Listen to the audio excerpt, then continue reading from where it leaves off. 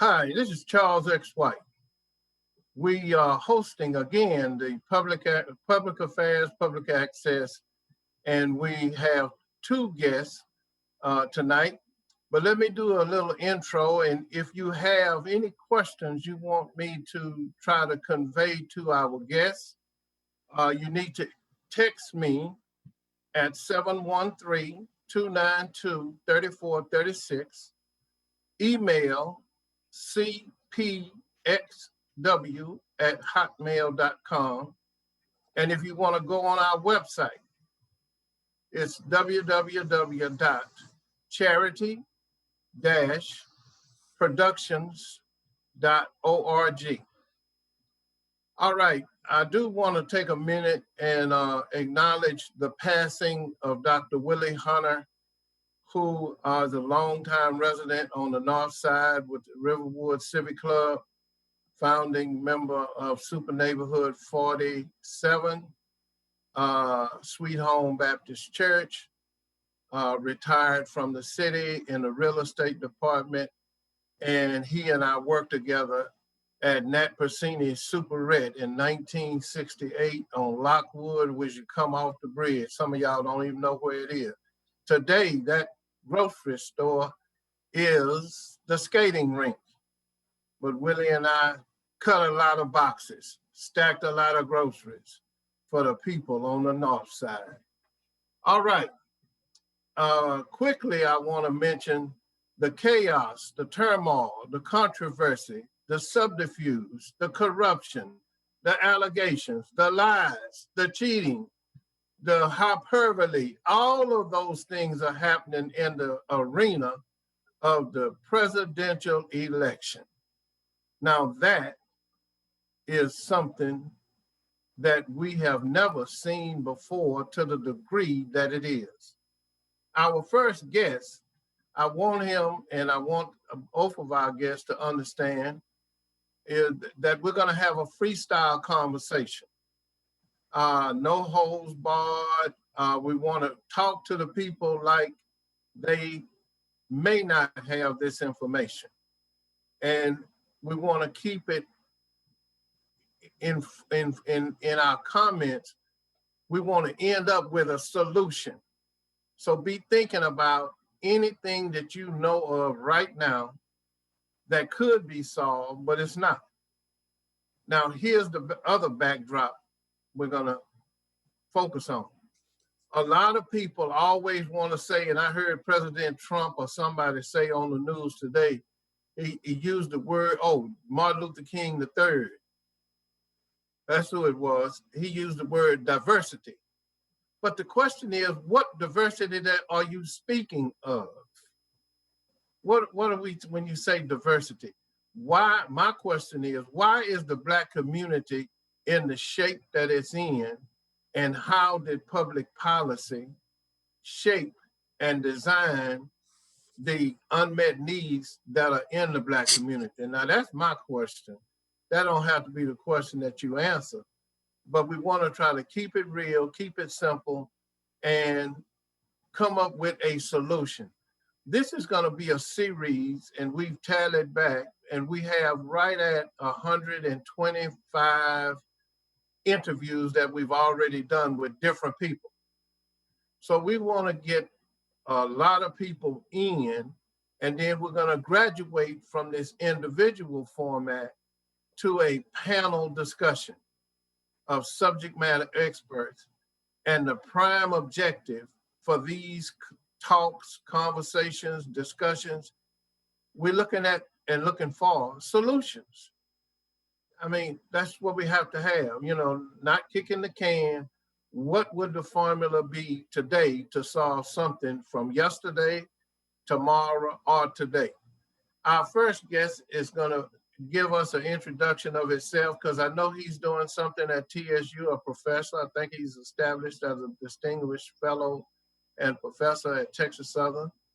He's also with the NAACP, and I think he's also with the state Texas Democratic Party, something like that. Am I right? Am I in the ballpark?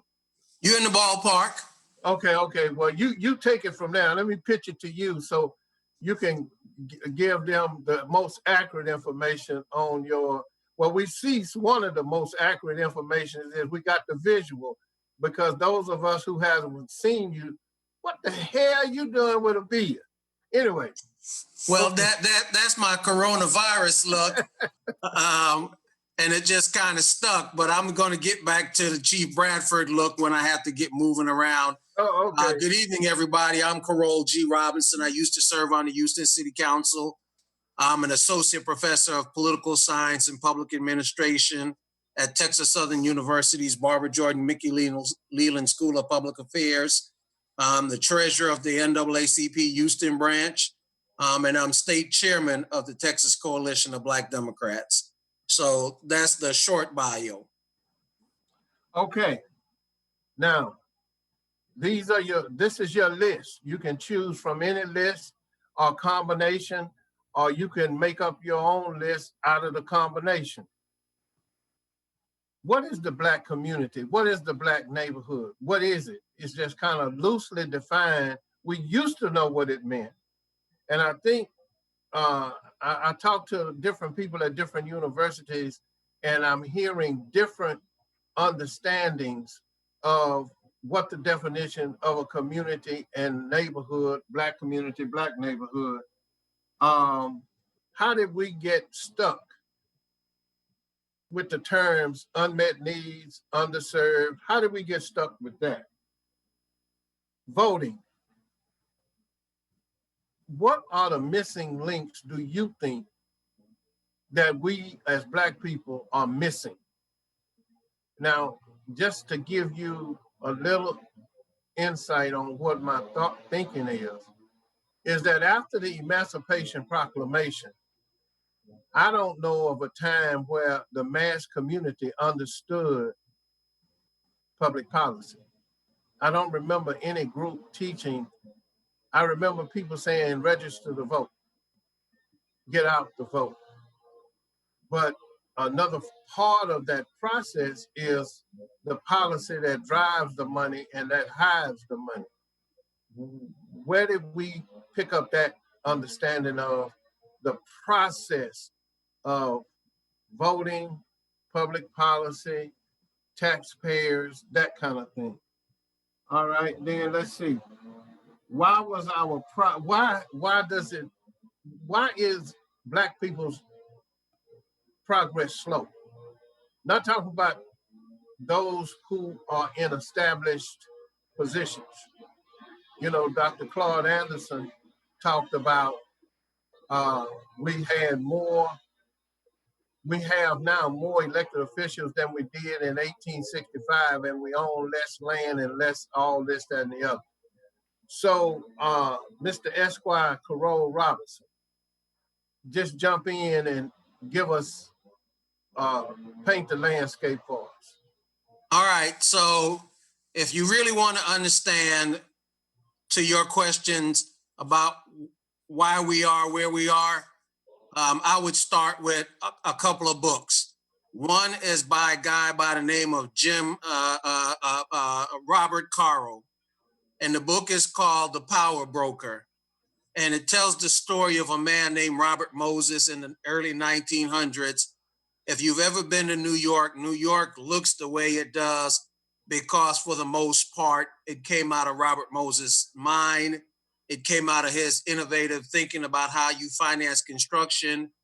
And then most importantly, out of his mind came how you use physical infrastructure to perpetuate segregation and keeping Black people from accessing certain public goods.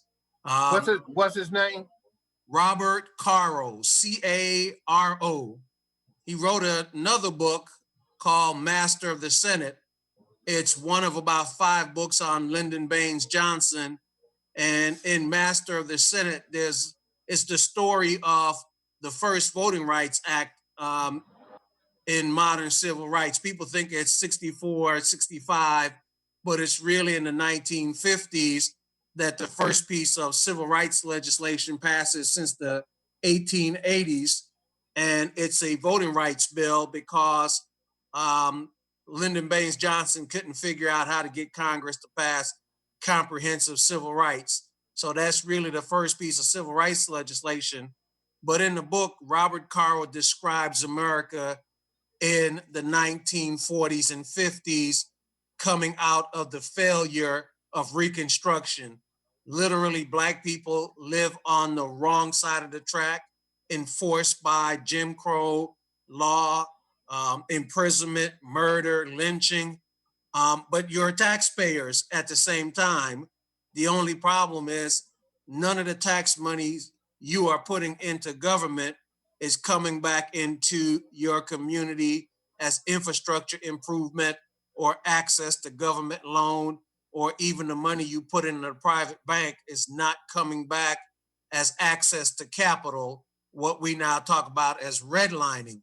So you have all these institutional infrastructure problems built up by violence and policy.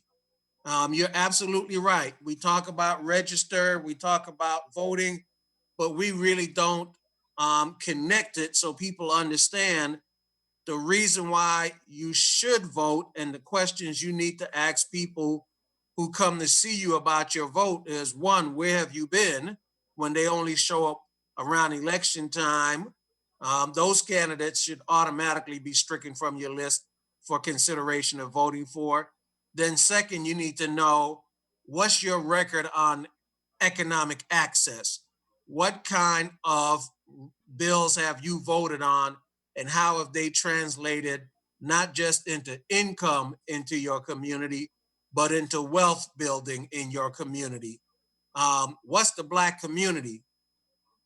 Well, because of desegregation, quote unquote, we live more diversely spread out geographically.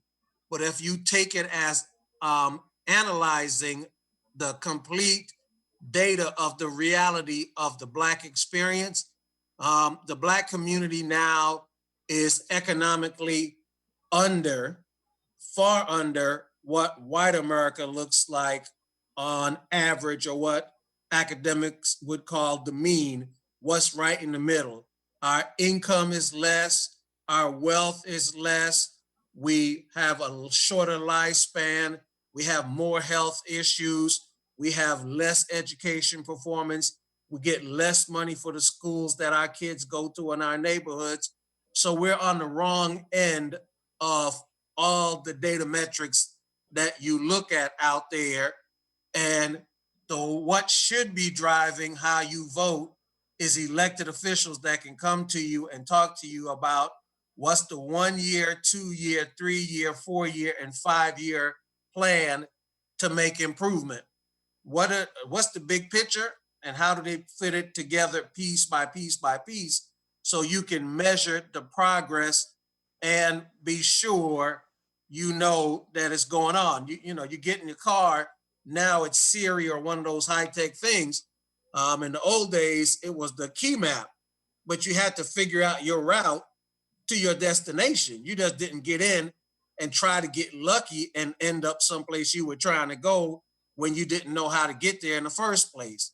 So that's the kind of conversation that needs to occur, and some easy things, because you want solutions. For instance, every sixth grade student in Texas should be offered pre-admission to college. All across America, they recruit football and basketball players in middle school and tell those kids, if you stay in school, you graduate with a 2.5 GPA, you could come to some college to play football, baseball, basketball. But nobody says to those kids, especially Black kids, stay in school, graduate on time from high school, and you'll get a college scholarship to go to college or community college to study whatever you're interested in studying. So that's something that we could do next year when the legislature meet, require a sixth grade pre-admission program. Well, wait a minute, right there. When you said that, now, what I would like to suggest and request that some of this, because I'm gonna take notes after we post this up on YouTube, I'm gonna go back and revisit it, and we're gonna work towards some of those solutions that you just mentioned about the sixth graders and the scholarship and the state legislature going into session in January. Yes, sir. They go back Okay. in January. So let me ask you this, because I wanted you to finish that point, but I want to ask you one other question about the economics piece, the census. You know, we were told about we need to be counted to get our fair share of the money for the census. And how does that, since we're in the census time now, how does that also fit with your paradigm of what you said about, you know, we don't come up on the mean as far as below the average? Well, it's three pieces to the census. It absolutely does impact um, how the federal government and the state spend money, but even more importantly, it impacts how the private sector makes decision spending. They make decisions based on where people are and what kind of spending they believe is going to occur. And for all our economic difficulties, Black people do have a lot of money. As an example, you know this, we fought tooth and nails to Paul Charles to get a HEB over at Scott and OST, and Right, it because they just didn't believe it would work. right, It turned out to be one of the most profitable stores they ever built in the heart of what they thought was poor people land. But it turned out that Black people had money, and when they had the opportunity to have convenience to what they wanted, they went and spent money. So you got to use the census data to also pay attention to what the private sector is doing. Then third, it goes back to politics. The census is going to do two things. It's going to decide how many members of Congress come to Texas. If the projections hold up, that's three more. So there's an opportunity to increase the number of African American and Hispanic members of Congress. There's data. I used to serve on the Firefighters Pension Fund Board, and there's a bunch of data in the private sector that says when you start adding Blacks, women, Hispanic, Asian, when you add people of different races to corporate boards, you get better decision making. And in fact, it produces better return on your investment. So if that's what's happening in the private sector, that's why it's important to make sure you have a diverse group of elected official, diverse meaning racial diversity, at City Hall, on Commissioner's Court. I'll give a quick example. Um, right after I had left City Council, in the city charter, there was a provision that said when the city got to 2.1 million in population because of past discrimination and a lawsuit that had happened decades before, the city had agreed to add 2 new city council seats. I got into a fight with Bill White about it was time to create the 2 new city council seats. But because people weren't paying attention to the data, nobody supported me. So it went 3 years before we created the 2 new seats. And when we created the seats, nobody believed a Black person could win a district council seat in Southwest Houston, but they weren't paying attention to the fact that there was now a whole bunch of Black people living in Southwest Houston in the apartment complexes around Sharpstown, all the way out into A-Leaf. Well, this last year, guess what happened? We elected Ed Pollard and Tiffany Thomas in Southwest Houston to 2 city council districts that people had given up on because they weren't paying attention to the information. That's why I'm so glad you're doing what you have been doing for decades, trying to make sure people understand substantive information and not the emotion of the moment, because it's the knowledge, it's the substance that drives the kind of change. I say it as simple as I can. When I die, the state of Texas is not going to keep sending my wife and son a check. That's my income. What they will get is my retirement account. That's my wealth that I own, and I get to pass on to whoever I want to pass it on. And we have got to get back to a mindset that we're using income to build wealth. We're not using income to be consumers. It's not about the newest pair of sneakers, the newest car, the bling, bling, bling. It's about holding on to your property, investing in the stock market, um, buying bonds, and sometimes it's hard, but the builder may not be the beneficiary. Jesse Jackson used to say back in the 80s and 90s, you need some people who are tree shakers and then some people who are jelly makers. In the wealth context, the first generation are the tree shakers. They start to lay the foundation of accumulation, and the future generations are the jelly makers. They build on the wealth that was left to them in most instances. And so financial education is a piece that needs to be fully incorporated into our education system. If not in the public school system, then we have got to do something similar to what the Jewish community does, and we have got to set up an extra curricular education system focused on teaching our kids about saving and creating wealth. I was looking at the Fortune magazine yesterday while I was in the office. Bunch of young white kids out there that are now generating 6-7 figure income annually, transforming the internet from a plaything platform into a wealth generating platform.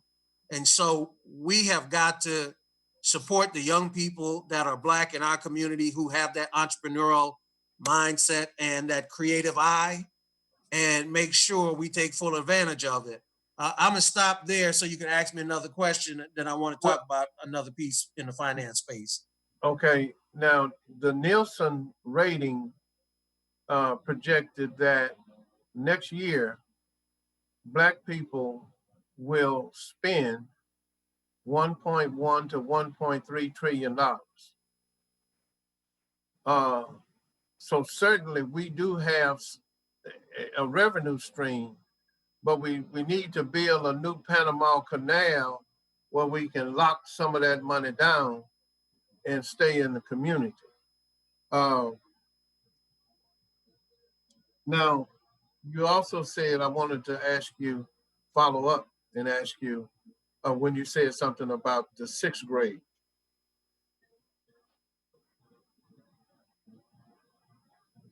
In Houston,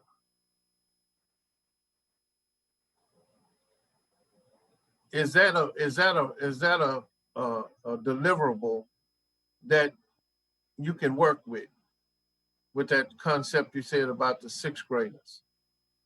Absolutely. Okay. Think about this. So back in 2012 is the last time I saw it done. If it's been done since, I don't know about it. But the Houston Endowment, the biggest, richest foundation in our community, and one of the biggest and richest in the state, went and pulled all the data on a cohort, a group of high school graduates. And they wanted to see where and what had happened to them 6 years after what would have been their high school graduation. And it's called a new measure of academic success. If you go on the Houston Endowment website, the report is there. The Chronicle editorialized on it at the time it came out. I'm doing ballparks because I don't have the report right in front of me. But something like when you looked at all the Black men, Black boys growing into men, that 6 years after they should have graduated from high school, only about 5% had some kind of certification, associate degree, or college degree. Black women were a little better, and overall, regardless of race, the numbers were absolutely horrendous in Texas. So we got to fix the education system, because everything tells us that we know of, it may not pack as big a punch as it used to, but the more education you have, the more skills you have at problem solving and creativity. And as you accumulate that knowledge and skill base, you become more adept at making money over your lifetime. Um, Kinder Institute over at Rice University, maybe in the last 2 years, they did a study that looked at HISD only, similar to the Houston Endowment study. And they saw the same kind of things. What was interesting about the Kinder Institute, though, was they looked at some of what the success factors were. What helped the kids that succeeded? It turns out that if you took, as a Black kid, just one, that's one, let me hold it up, just one dual credit course, one AP course, advanced placement, one IB in your high school career, it increased the likelihood that you would go to college without having to take a remedial class, that you would succeed your first year in college, and 6 years later, you would have a college degree, associate degree, or some kind of workforce certificate. Another solution: why is not every high school in Houston, that's not just HISD, that's A-Leaf, that's Aldine, that's Cy-Fair, that's Spring Branch, you name all of them, why is every high school in Houston not a dual credit high school? So when you get to high school, you can take care of getting your high school diploma and your college associate degree. So you have advanced education and you can save yourself the cost of higher education and put yourself in a better position to go get a job. That's something we can go to the legislature and we can ask the legislature, because we have three big community college system. We have Houston Community College, we have Lone Star, we have San Jack, and then we have a bunch of colleges in Houston. TSU, Texas Southern University, University of Houston. They have 3 campuses, including Clear Lake, actually 3 in our area. Rice University, St. Thomas, Houston Baptist, they could all partner with school districts to make sure every high school across our city and across our region was a dual credit high school. And if we drove up the academic performance of all our kids, especially Black kids in this community, we would drive up wealth creation, business creation, job creation in the city. It's not the ION, and it's a great project, but the ION is not going to have the kind of um, innovation impact, that simple solution. In Houston, for all the schools we don't have an innovation high school, a high school focused on young kids who are geniuses and innovators of creating things that should be financed as a startup. They get a lawyer to help them patent it, trademark it, and take it to the marketplace. When you look at Facebook, Google, Apple, Snowflake, all these startup companies, that's all they are. There was some young person with an idea and some people invested in them. We have those same kind of creative young people in this community, and we have the same kind of ability to help finance it. It's not like you got to put $5 million. It's like $25,000, $2,500 could create what they call on Wall Street a unicorn, a startup that could grow to be $1 billion company. And we have kids like that. There's a young kid. I'm older now. You see the gray hair, so they're a young adult. But this young man has created a technology, Chief Bradford, that you could put on the manhole covers. Talk about security, and it provides a electronic signal back if the manhole cover is moved for any reason. It also helps you track maintenance issues and concern. I mean, that's just one example, having a conversation with somebody in the last several months that I heard about. But there are tons and tons of those kind of young people in our own community. Uh, Dr. Granita Lathan, we're trying to schedule her in the next round. She has been on before, and we last time she was on, we did ask her to come back in September to give us an update. And there used to be an incentive program called STARS that was a state program, initiated program, and it was designed to do some of what you said earlier in the way that you articulated it. It seems like some of the things that were working in the past we need to revisit and Absolutely. repackage. Absolutely. And let me say this. If people would get out of Superintendent Latham's way, including the folks at the TEA, and I don't mean this in a bad way, but bureaucracy is a thing that stifles creativity. It's set up for the mean, the thing in the middle, the average. Yeah. Anything outside of that, it doesn't really know what to do with. And everything we know, the way we've set up, the way education is right now, it was set up when America was making the transition from being a rural agrarian country, and we were starting to become industrial. You had the Ford Motor Company line making the Model T, and then we kind of just took off and became a major industrial production facility. So the reason why you see kids walking in line down the hallway and moving when the bell rings, that's how folks used to move in the factory.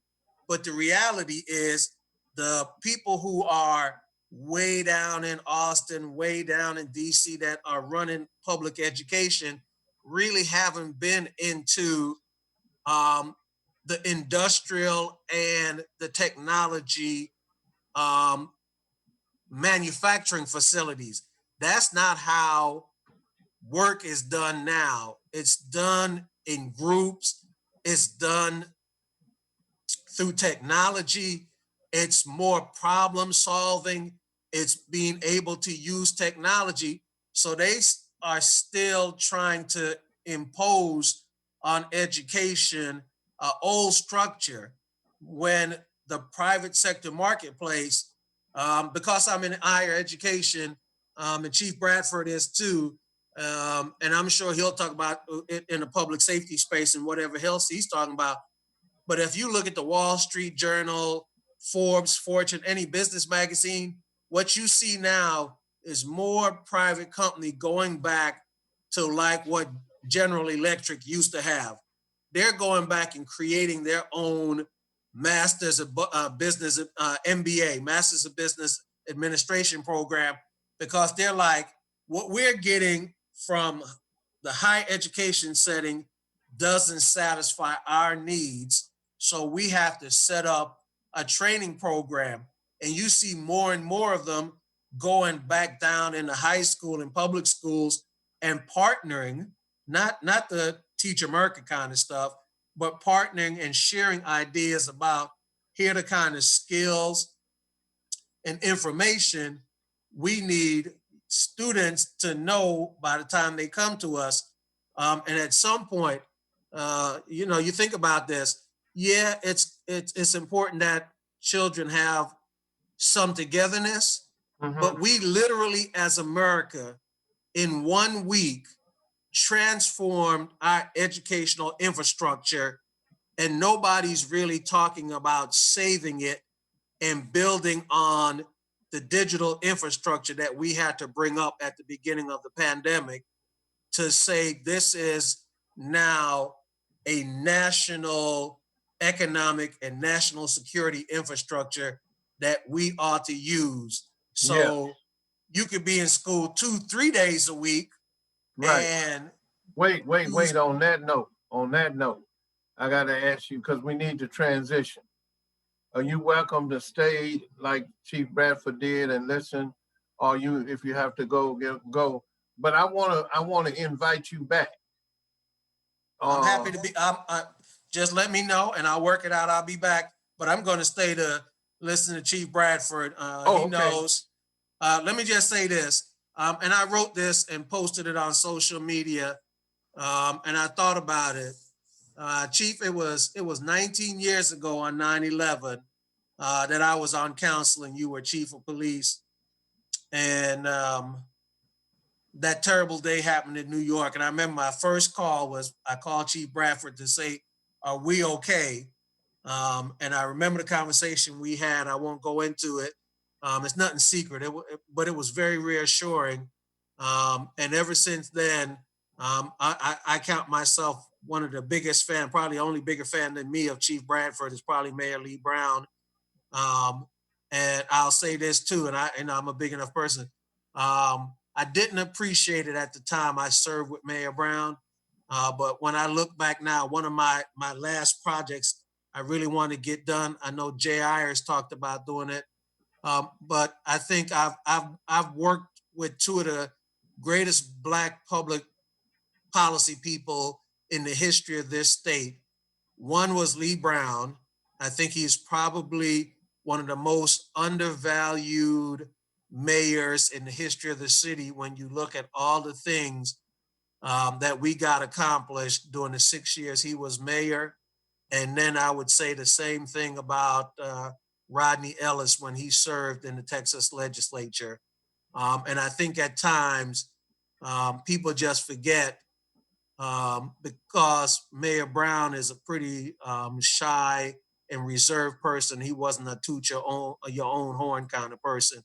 But when I look back the other day, Chief Bradford, um, I remember the peace and calm I had, the reassurance that came from knowing that you and Lee Brown were there, and the background and experience you brought to the job.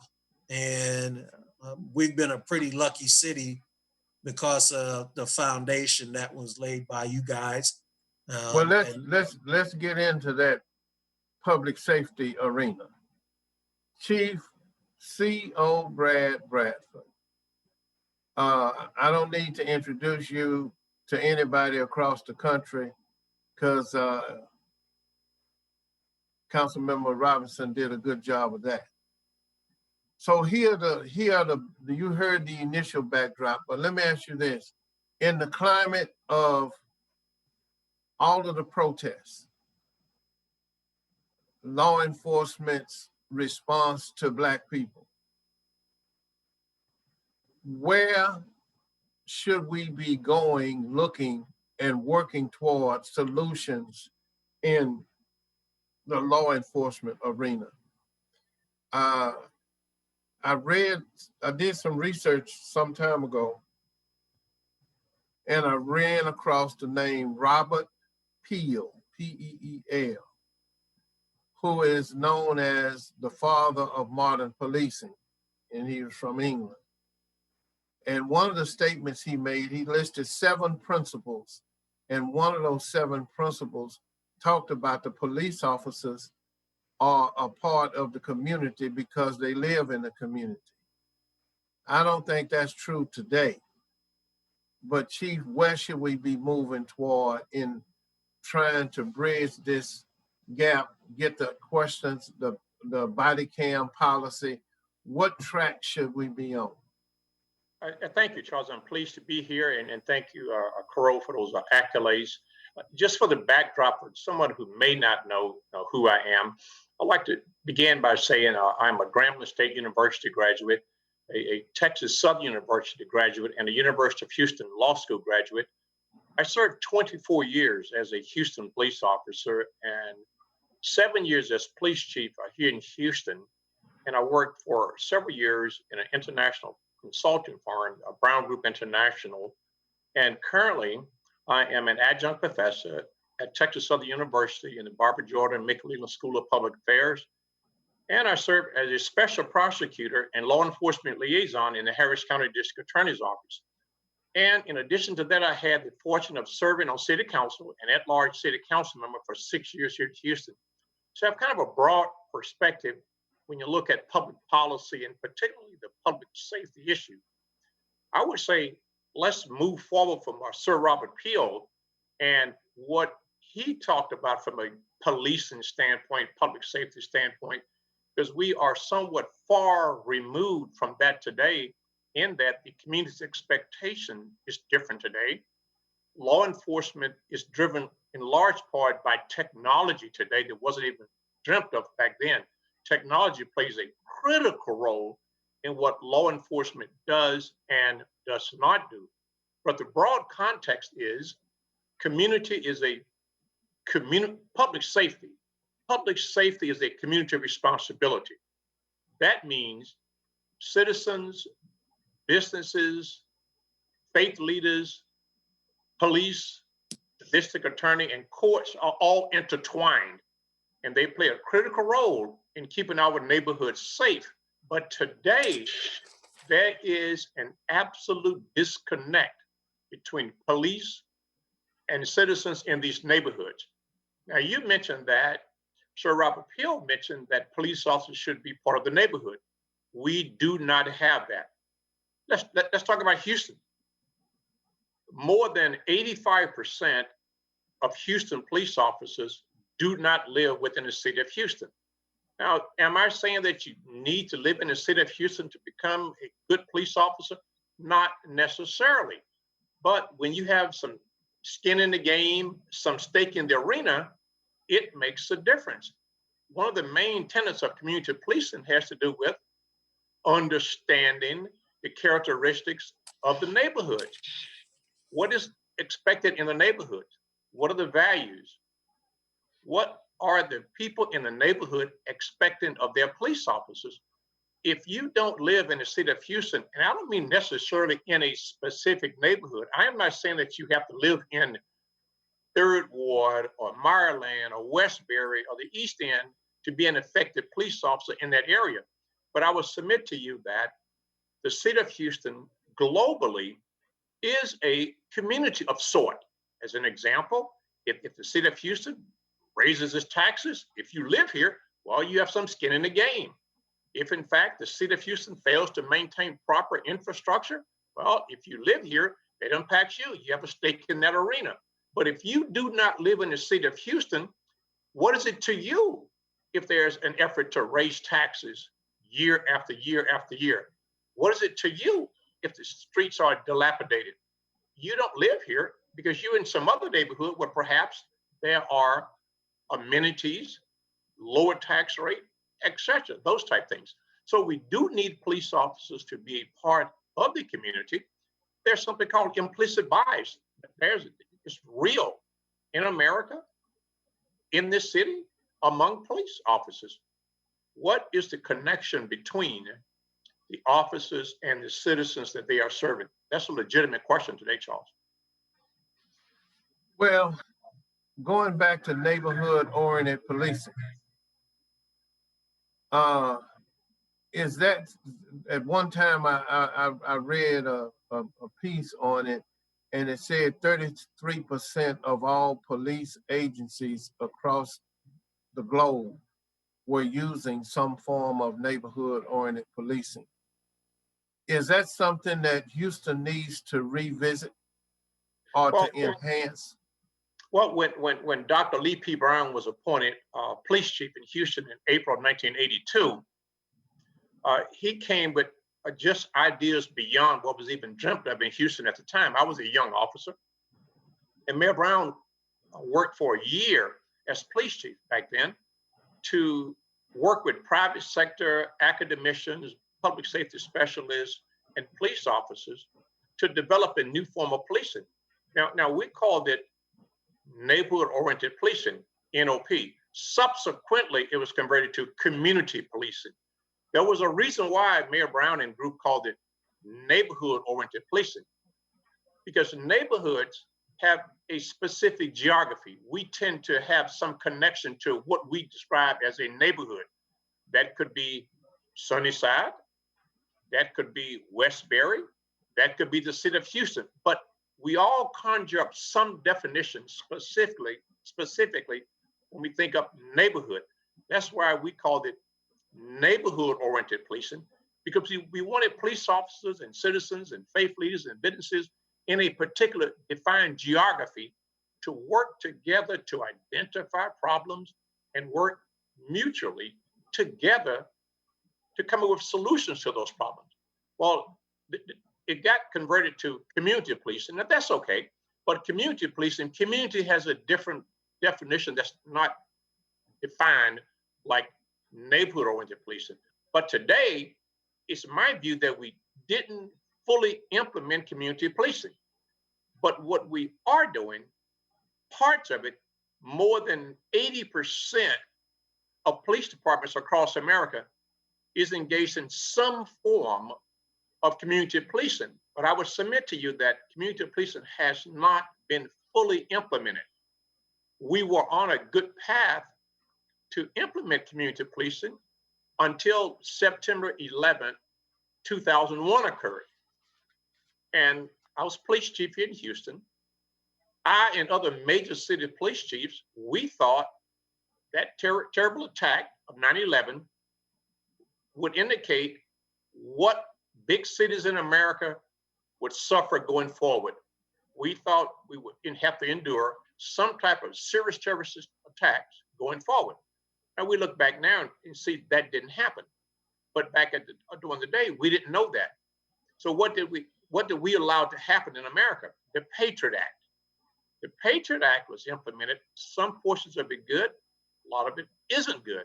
It's detriment to community policing. But what police did, police shifted from community engagement, neighborhood-oriented, and community education awareness. We shifted more to an aggressive, militaristic type engagement with tactics. Our equipment became more aggressive. Our uniforms changed to dark, aggressive colors, more military type uniforms, dark colors. And we switched to a more aggressive enforcement interdiction type strategy in policing. And the community allowed that to happen because the community was concerned about what had happened in the way of 9/11. And they thought too that that was necessary. But we really backed away and we did not fully implement community policing. And I can go further to discuss the measures that would indicate when community policing is fully implemented, but I would assure you that today it isn't fully implemented. And I'll give you one measure. The community has no or little input into an officer's annual performance evaluation. When we developed community policing, there were several benchmarks we had in place. Among those were the community would have input into an officer's annual evaluation. Currently, the officers are usually evaluated by their supervisor within the organization. And some organizations have peer evaluation, but the community doesn't evaluate the individual officers. But community policing would have officers assigned to a particular area. They would get to know the people in the area, and the people would know the officer, and the citizens in the area would have some input into the officer's evaluation. I would submit to you that it's one thing to know how the officer is performing from his or her supervisor standpoint, but more important is how is that officer performing from the standpoint of the people in the neighborhood that pays the salary and expect the services.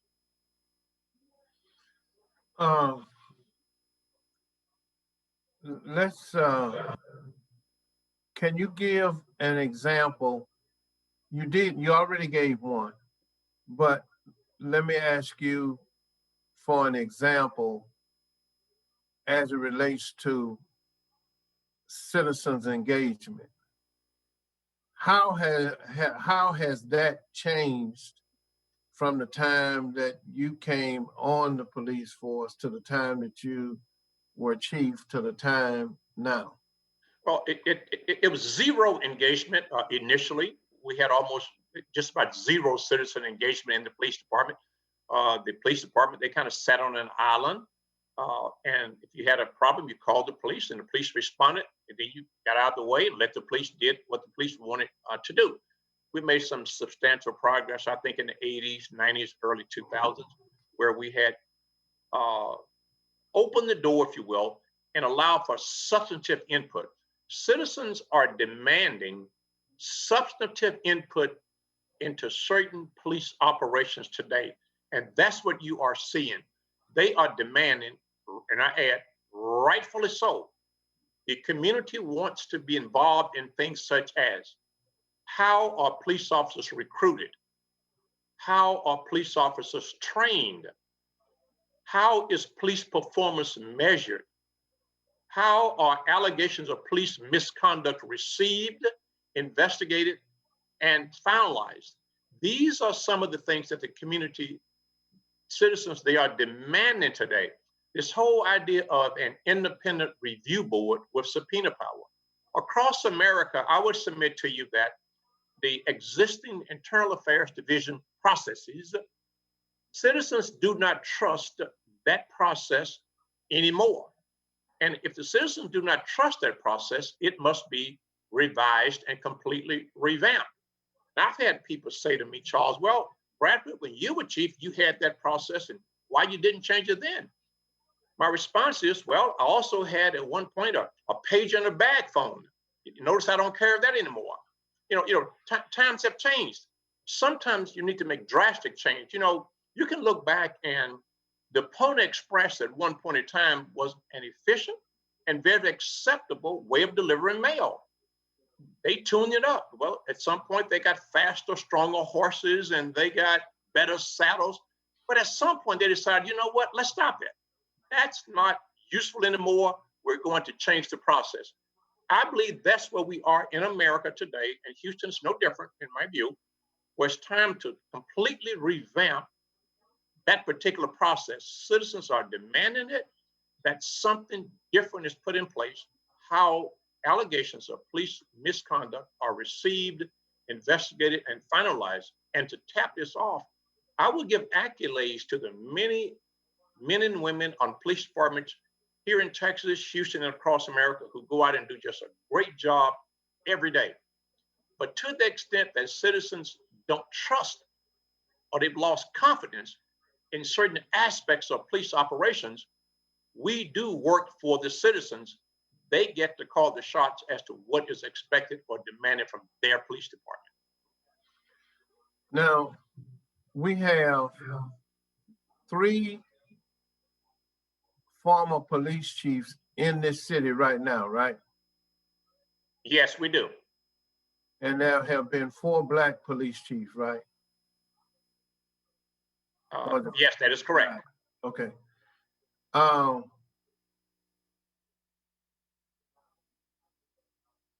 Do you all ever get a chance to discuss anything together?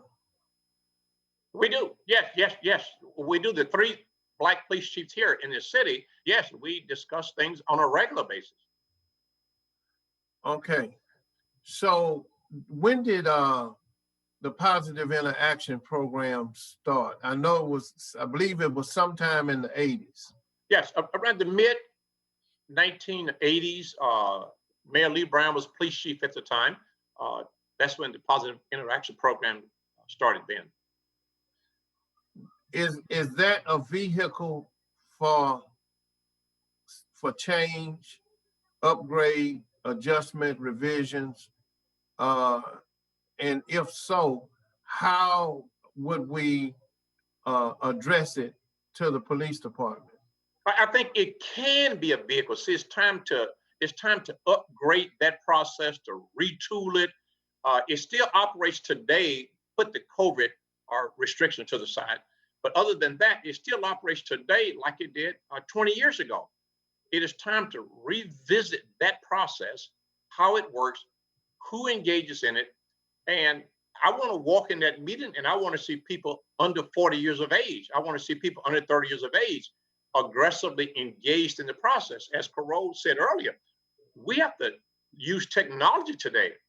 The young citizens today, they're not likely to come out to a central location and meet with the police chief and command staff, on a Tuesday evening at 7 p.m.